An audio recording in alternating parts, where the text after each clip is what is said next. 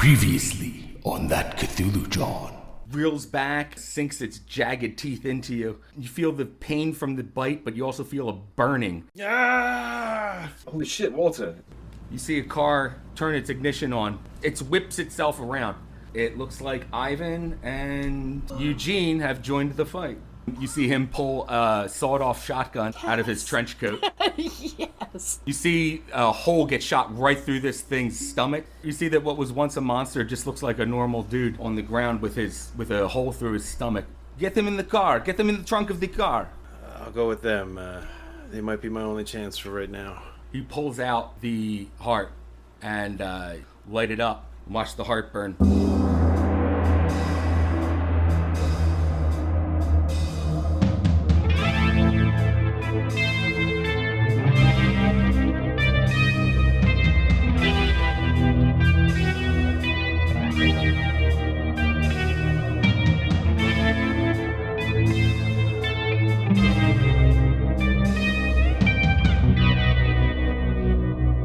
Welcome to that Cthulhu Jawn. Hello, thanks for joining us for that Cthulhu Jawn episode 15. We are a real play Call of Cthulhu podcast. I am George, your keeper of arcane lore, and with me are my friends and investigators, Chad, I'm alive. Chuck, Yeah, what's going on? and Jenny. Hi. All right, guys, when we last left off, Walter, you were at the Russians' apartment up in the northeast there. They showed you some neat stuff, something that they claim is a tooth from the great old one, Ithaca. That kind of helps to point towards the direction of things that are under the influence of the power of Ithaca. Well, something tells me I'm not going to get very much sleep tonight, or this morning. I guess I would try to coordinate some efforts and see if there's some places we can identify as, target locations to check out. Try the tooth, see if there's any residual, magic. I'm sorry, Chad, I'm not following what you're saying there. Well, going back to the couple different attacks and then the 3 names we got from the phone book that had corresponding addresses and stuff like that.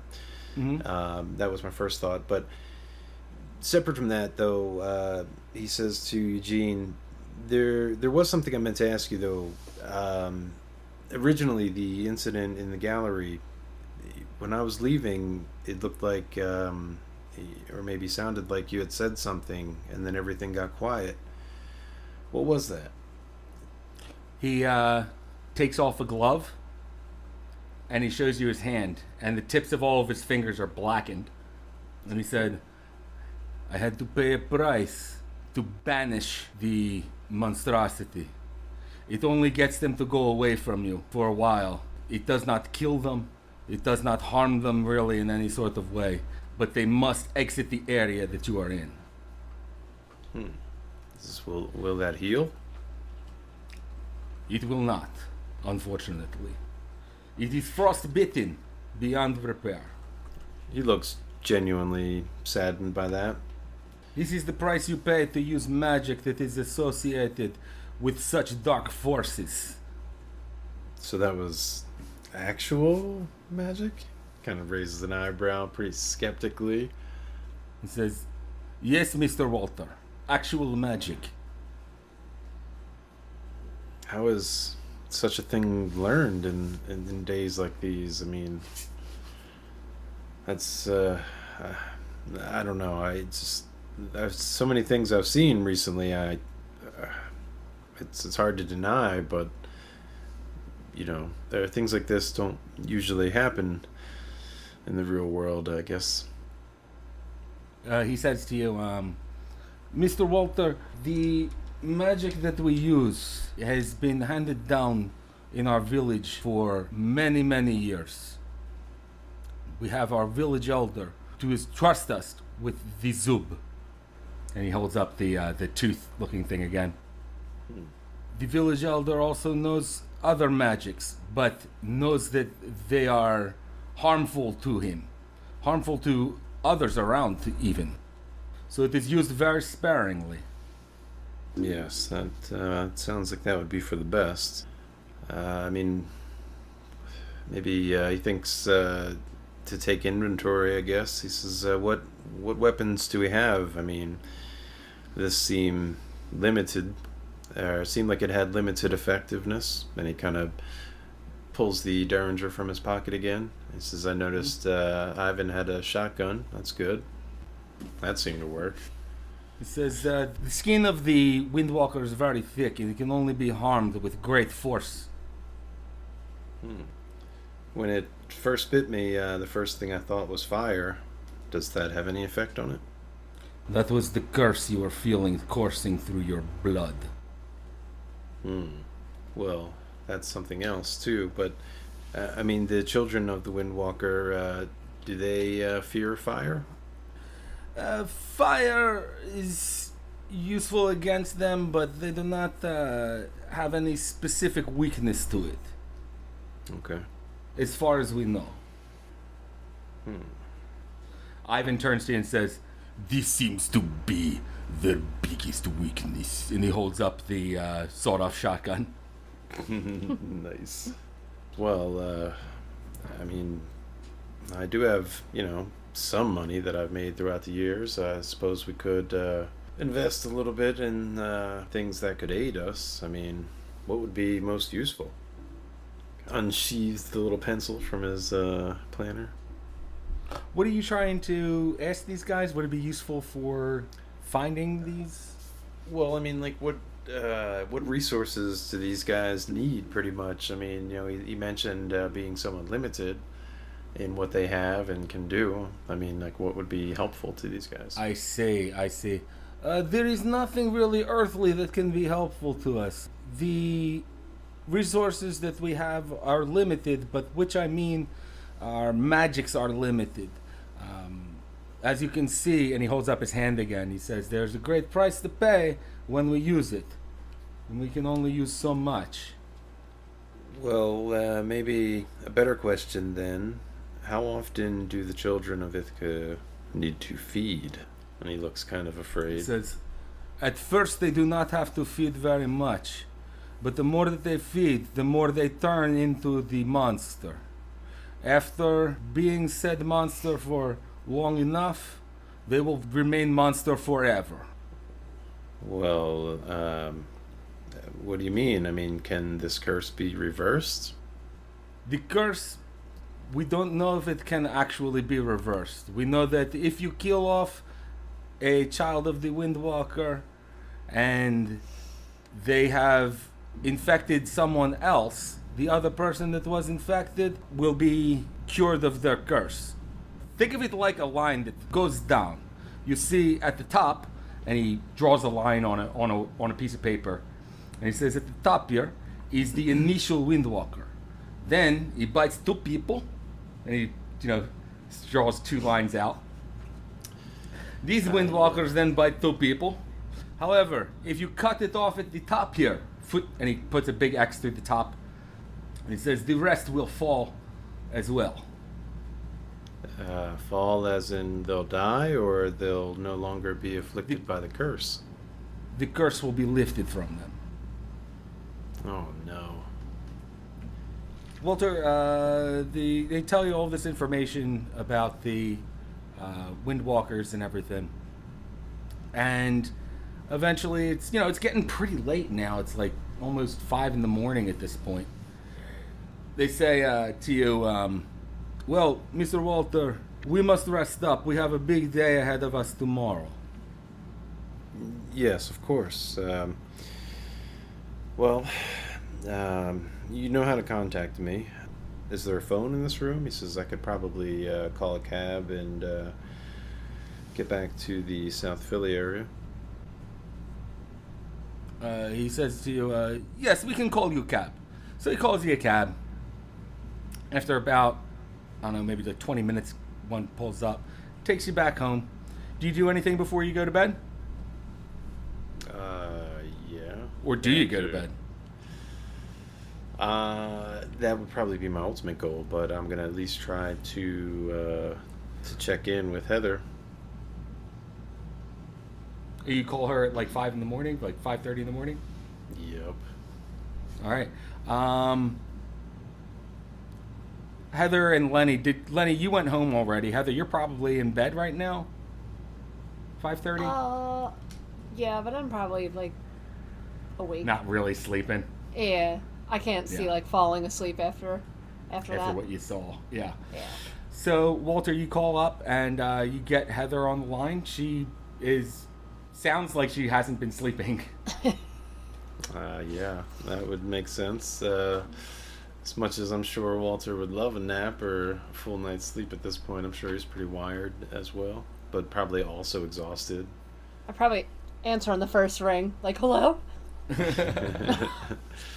He's like, Heather, it's Walter. Is everything all right on your end? Yeah, I mean, I guess. What about you? Like, Well, I'm back at my place and everything's seemingly good, but there's something that's kind of come up that I think you should know about, and it's pretty troubling. It's something that I probably shouldn't decide by myself, but probably also something not for a phone call. You have to work today, right? It's a weekend, busy day. but it's every other Saturday, and I think I worked worked last Saturday. last one, so I think I'm off. You are. Yeah. Okay. That's good. Yeah, I could meet up now. I mean, if you want to meet here, I could get a cab to your place. Like, I'm obviously not going to sleep. Anyway, it doesn't seem like it's in the cards for me tonight. He says, well, either way, I mean, I do drive. I could just come to your place. Maybe some coffee or something and a sit-down conversation. Yeah, I could use the company. All right. So Heather, you take a cab over to Walter's place. I think he said he drives to my place. Oh, Walter, you drive to her place. Either way, I mean, he could pick her up. Not thinking if he's got a roommate or whatever. Might be better if she hangs out at my place. But Oh, yeah. Okay, I'll just get a cab to his place. It's fine. Okay. So you get your cab to Walter's place. You get there, give a little rap on the door, and Walter answers the door, lets you in. close behind you and stuff. There's like a little blanket behind the door to kind of keep the draft down a little bit. Yeah. Puts that back over the crack after you come in. Are you all bandaged up too? Yeah. He's probably in some new clothes at this point, but might not have like showered or whatever. Just kind of keep the bandages intact for a little bit longer or whatever. I hug him carefully then. Yeah, right. He kind of winces. Are you okay? Says, I'm pretty sore, pretty busted up. That's for certain. But he kind of gestures out towards the like dining room, kitchen area. He probably smells some coffee in the air. Says, is it too early, late for coffee? No, I'm not gonna sleep anyway. I'll take a pot. Take it all. He kind of chuckles at that, thankfully, for appreciative of some levity. But yeah, he shuffles on out to the kitchen and pours 2 glasses, or cups, mugs, whatever. Cream, sugar, any of that? It's got a little sugar tin. I'll just take it black today. You notice he's doing the same, and he kind of slides a little silver and copper lidded sugar pail, I guess, back under the cupboard. Some old lady shit. Yeah. Yeah, right. It's like it was his grandmom's. It's like super worn down and dented and shit. He sits down. He says, "Listen, the thing I wanted to tell you about. Talking to the Russians, they explained a little more to me, and Here we go. yeah." He says it's hard to say this, but I think if they,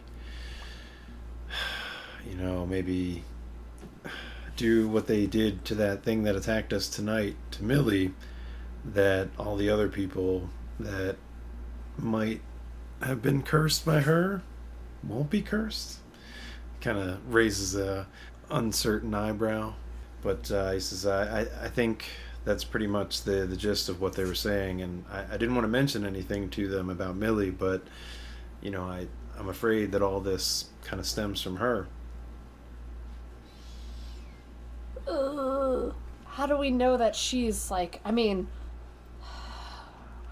I know she's being different, but like I've never seen her look like that thing.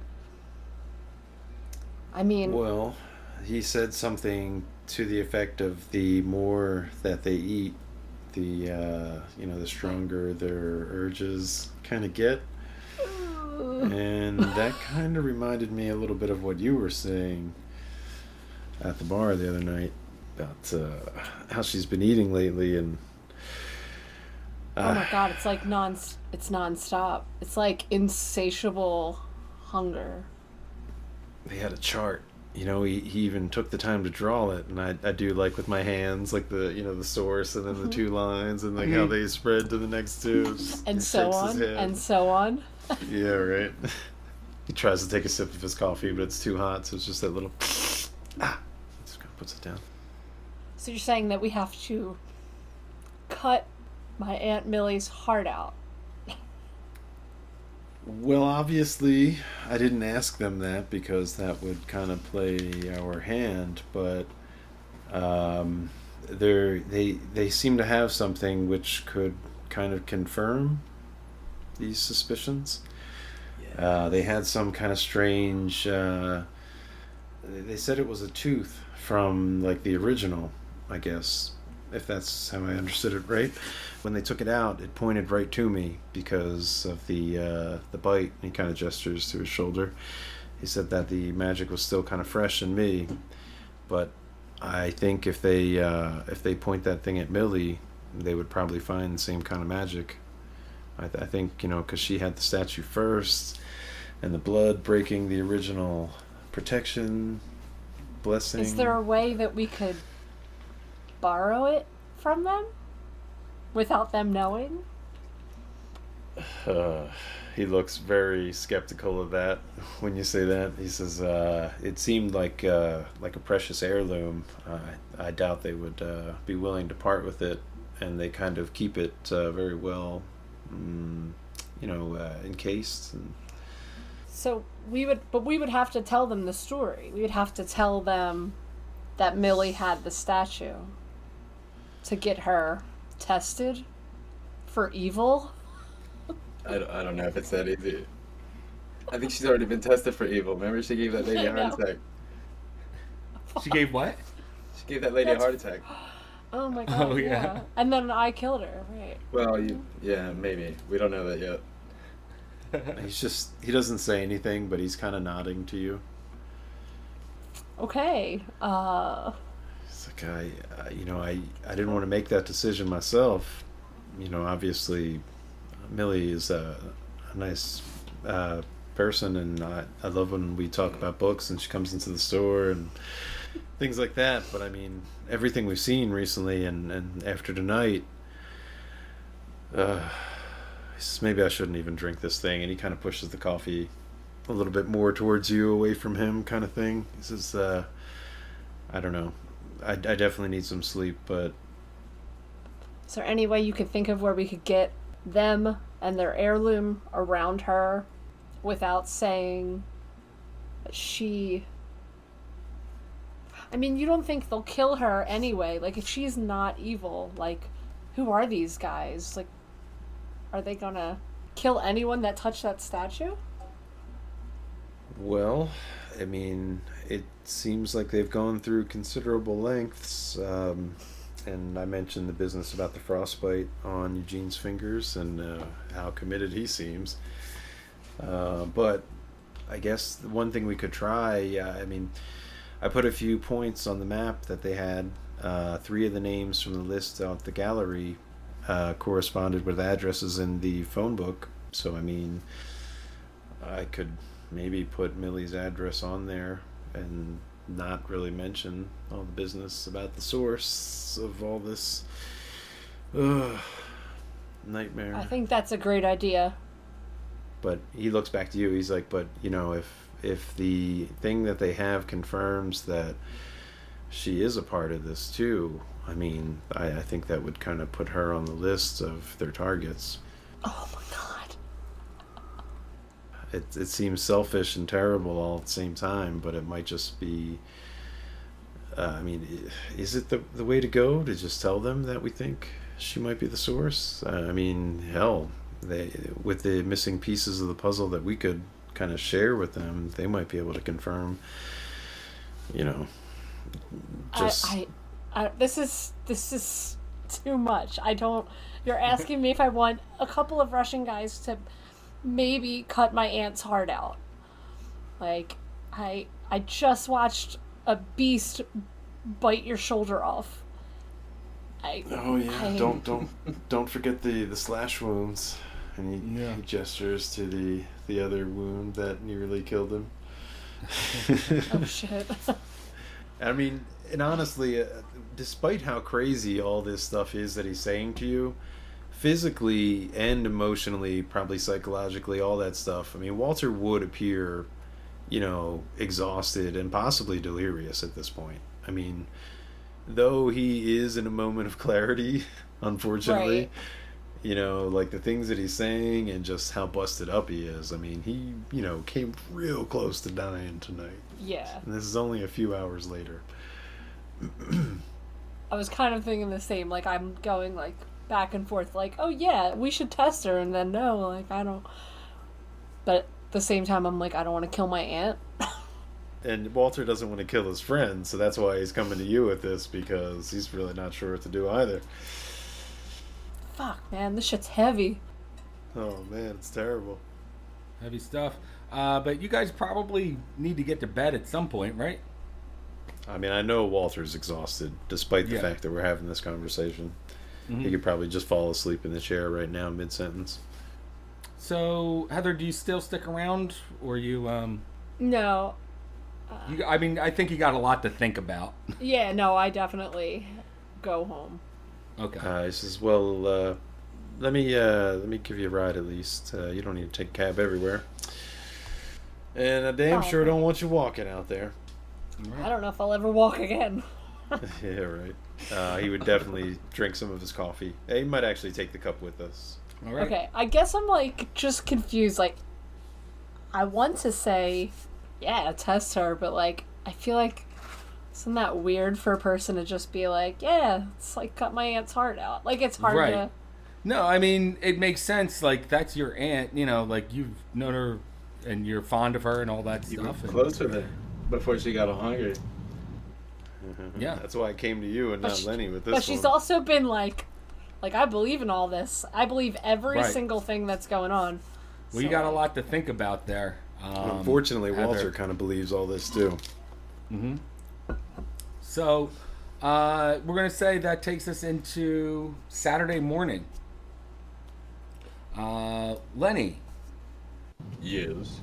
You're usually first one to wake up, but how about this? How about everyone, since it was a bad night and everything, everyone give me a Constitution roll.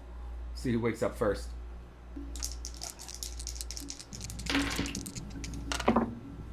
It's a 30. 70. 23, hard pass. Hard pass. Walter, were you hard pass? It's half of his constitution, yeah. Yeah, okay. And so who has the higher of the two constitutions? I got 60. 70. Okay, so once again, Lenny, you wake up first. It's fate. Yeah, really. I slept next to my sawed off, I believe. You only slept for about 5 hours. Yeah. I mean, I tossed and turned for most of it. So it's around 10 in the morning. Mm-hmm. Yeah, not an easy night's sleep. Thinking about what you had seen and kind of fighting with it, whether you believe what you saw or not. I think, surprised that I fell asleep, I kind of sit up real quick and look out the window. Okay. Look out the window. It's starting to snow a little bit. Oh, fuck. I ain't going to work today, you hear me? It's Saturday. Just some flurries that you're seeing right now. Alright. Yeah, I got that sawed off in hand in my boxers. Got that thing on you. Yeah, that thing. Make some coffee, pace around, kind of pull some of my hair out. I don't know. You don't know what. I don't know what's going on. He don't know what's going on. I don't know what that was. Shit was wild. All right. So Lenny, you're just kind of being tense at your house. Absolutely, yeah. You get a call on the phone around 11 o'clock. Oh man, I'm gonna let it go to the answering machine. I'm gonna listen to it. I'm gonna screen my phone call real quick. Okay. All right, so you screen your phone call. You just hear on the phone after it starts recording, I'm ready to pick it up. you hear a voice go, Lenny, it's your boss. I pick it up. Say hello. Lenny, there you are. Listen, just a quick question for you. When was the last time you talked to Skinny Joey? I guess it was the other day when he had me in his office there. Yes, and I had you on the speakerphone. Yeah.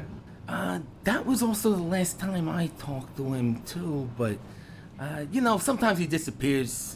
One time he went to Vegas for a week without telling anyone, so who knows? I bet that was a good time, huh? Yeah, but, just keep an eye out for him.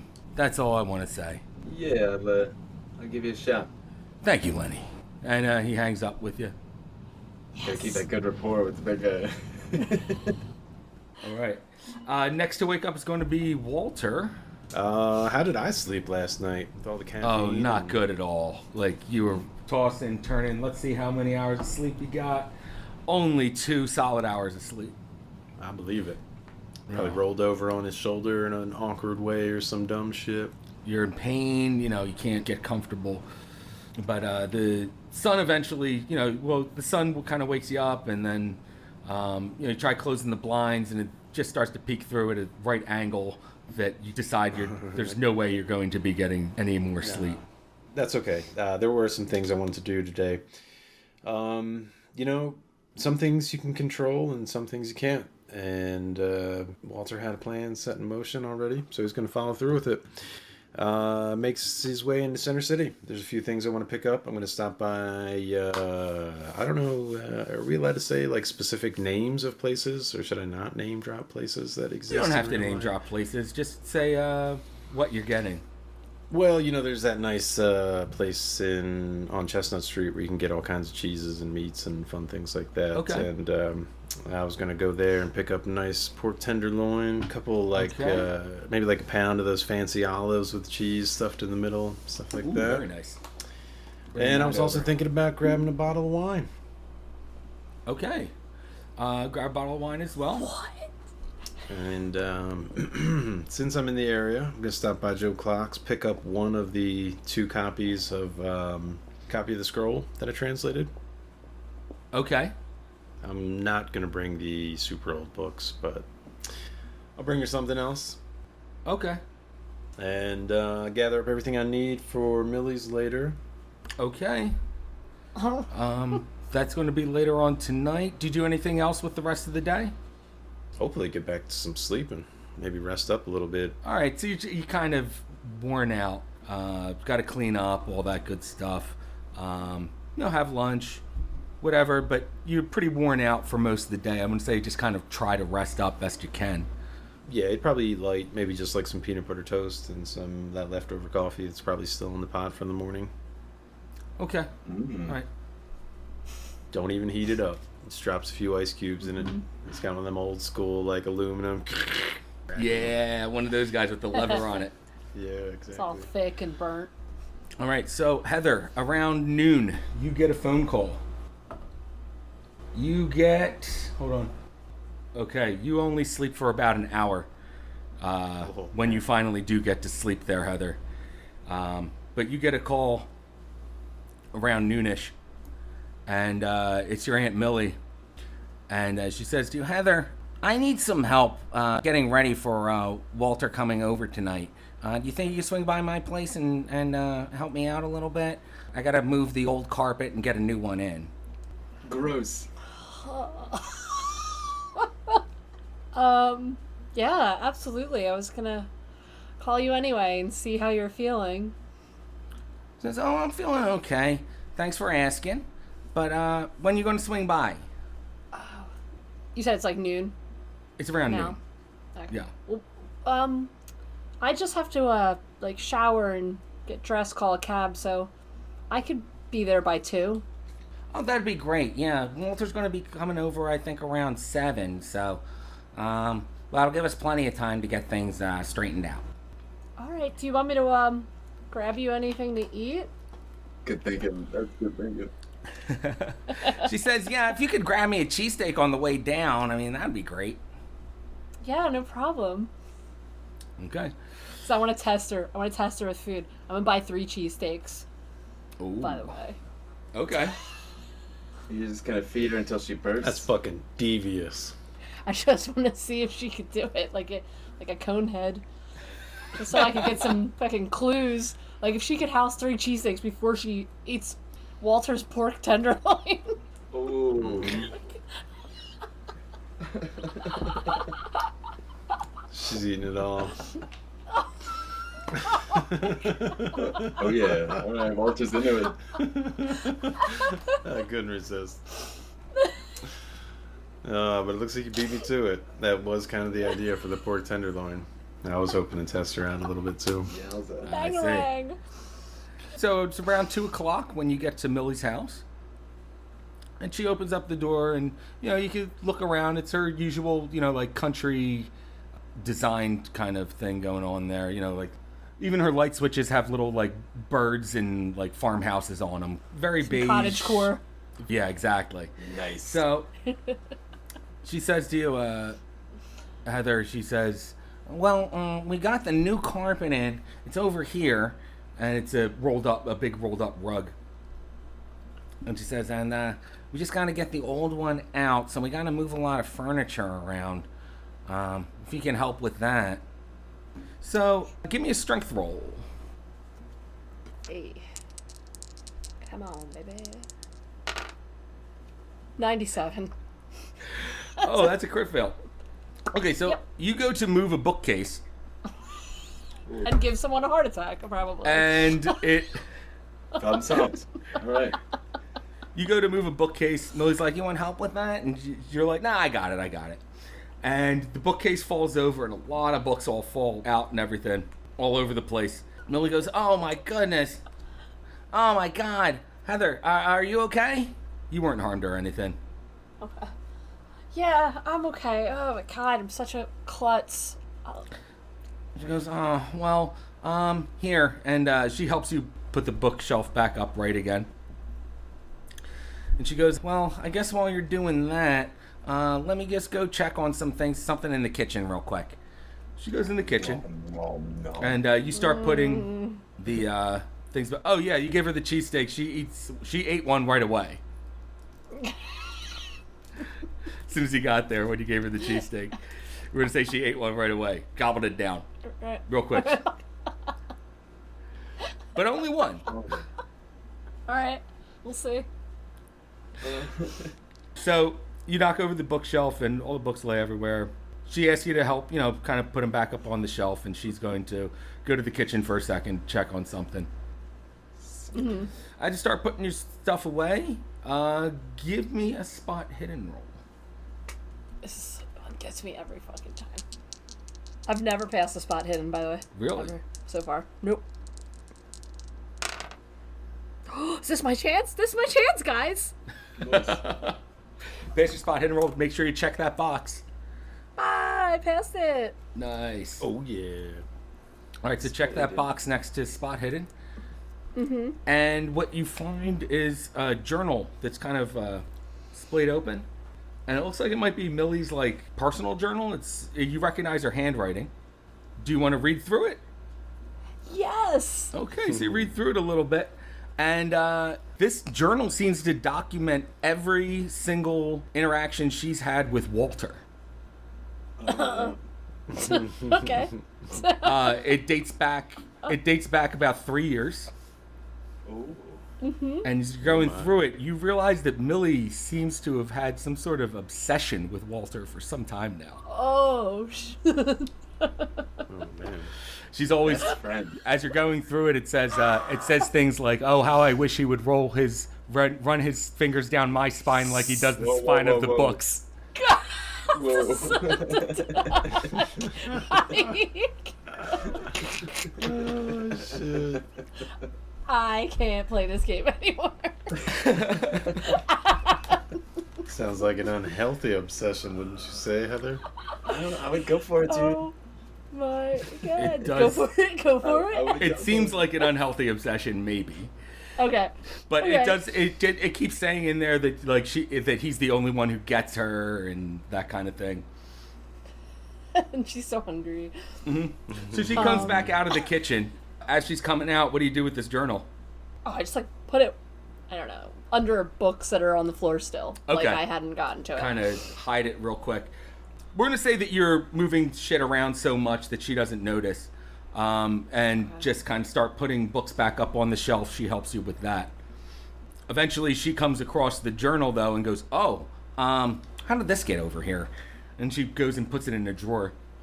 You help her move some furniture around, get the old blood-stained carpet out to the trash, put the new one down, and rearrange the furniture around it.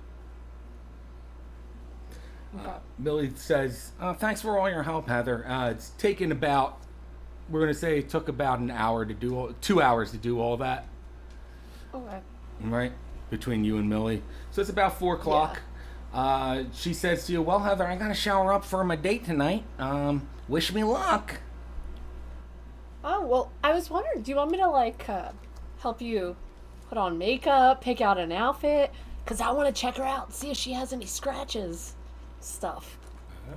Let's see if she wants me to, like, let me brush her hair for you, see if you got any head wounds. Okay. So, Heather, you go to brush Millie's hair for her. And, pick out a dress, help her with a little bit of makeup. She insists that you do all of this downstairs. She doesn't want you to go up to her bedroom for some reason. Oh my god, there's Oh, pictures man. of Walter all over it. It seems. She just says, we can all do this all downstairs. There's the mirror in the living room. Millie got bodies. Just So you're putting on the makeup on her, you dress, and you start to brush her hair. As you brush her hair, you brush her bangs that kind of cover her face a little bit. You brush them away, and you notice a small circular scar on her forehead. Give me an education roll. come on, dice, don't be a dick.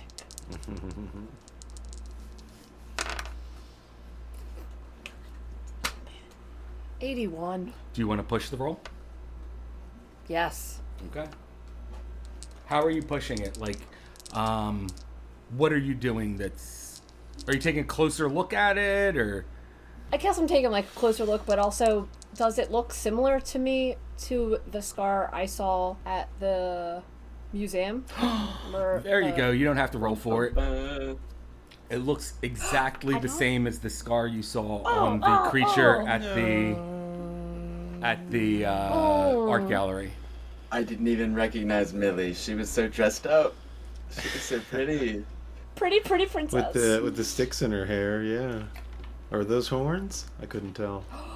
They're both. They're both.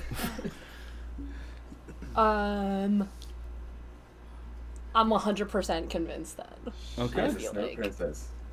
So I mean, she says to you, Heather, she says, "Thanks for all your help. Well, Walter's going to be by anytime soon." oh yeah, what time are you guys meeting? I forget what you said. Oh, he's going to be by around 7. After you got her all hooked up and everything with makeup, we're going to say it's 5 o'clock now. Okay, good luck.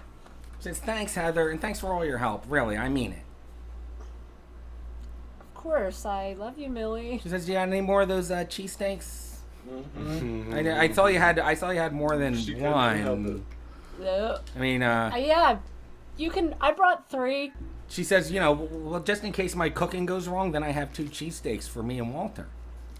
That's exactly why I bought it. She's good. Definitely Nice recovery. why I bought it. Okay, so she takes the remaining 2 cheesesteaks from you. and says goodbye. And do you take a cab home? Yeah, I guess. All right, or do you take a cab somewhere else? I mean, I can't. Like, I don't know if Walter is home. I kind of want to. I don't know. It's a trap.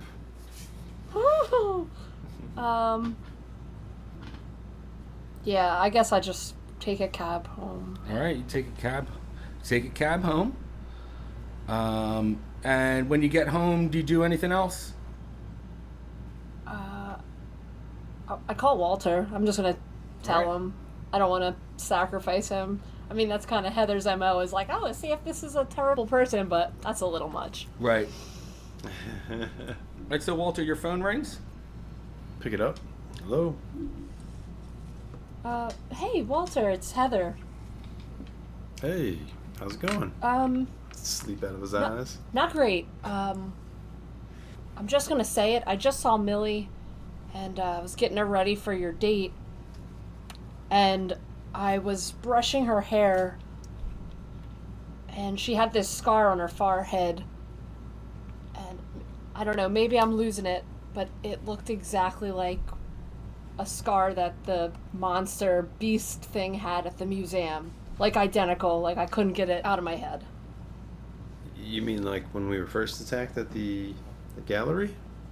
Yes. Oh, shit. He lets out a long sigh. Mm-hmm. There's a little more to it.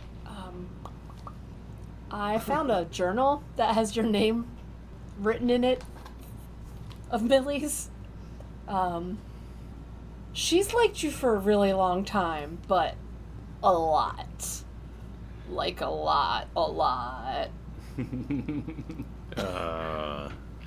He's a little magooish. He's like, well, I mean, yeah, we've talked a lot over the years. I mean, I'm in her journal. Yeah, it's my aunt, so I kind of don't even want to repeat. She just So like, really not a good way. He kind of sounds disappointed. It's PG-13. It's very Oh. PG-13, but it's a lot of mentioning him. It's a lot of like Heather, like not caressing. Heather, it says like Millie, Hart, Walter, like that kind of Oh my crap God. that's scribbled in there. I gotcha. Yeah. And he finally gets Walter it. and Millie forever. Yeah. It's like, oh, like that. I see. Oh boy. I don't know. I just wanted to let you know, like, I don't know if you're going there to get a feel for what's happening, but I just couldn't let you go into that blind. Jeez, I'd hoped to just kind of see things through and get some perspective on things, but I mean, I don't know. It just, the more we think about it, and now especially with what you're telling me, I just, I'm not sure I can even go through with it. Well, Walter, it's now approaching 6 o'clock, so you might want to, if you're going to go to Millie's, now's the time to do it. He says, well, thanks, Heather. I appreciate you calling me. No problem. If you could, like, I think she feels weird, but if you could just call me, let me know how it goes. Yeah, I guess that's all I can do. Sure thing, Heather. And he kind of sounds a little distracted, but he says he'll definitely keep you in the loop. And he hangs up the phone. All right. So, Walter, do you head over to Millie's? Give her that pork. He makes a phone call. Who you calling? I'm trying to get in touch with Eugene. Okay, so you call, and Anastasia answers the phone. You hear a female's voice. You assume it's Anastasia. She says, hello, who am I speaking with? I say, hello again, this is Walter. Is Eugene there? She says, yes, let me get him. And about a minute later, you hear on the phone Eugene go, yes, this is Eugene. Hey, Eugene, it's Walter. How are you? doing better now, Mr. Walter, that we have better understanding of where the children of the Windwalkers are going to show up. Yeah, about that. Um, you know, you were right before when you were following me or watching me. I think the same might be needed tonight. I think I know where maybe the source is coming from. And that's where we're going to end our episode, right there. So that's where we're ending the episode. Nice. But once again, just wanted to tell people about our Patreon. Head over there. We got some cool stuff, cool pins that are exclusive to our Patreon supporters. Super cool. Guys, it was fun playing. And remember, until next time, sanity is overrated.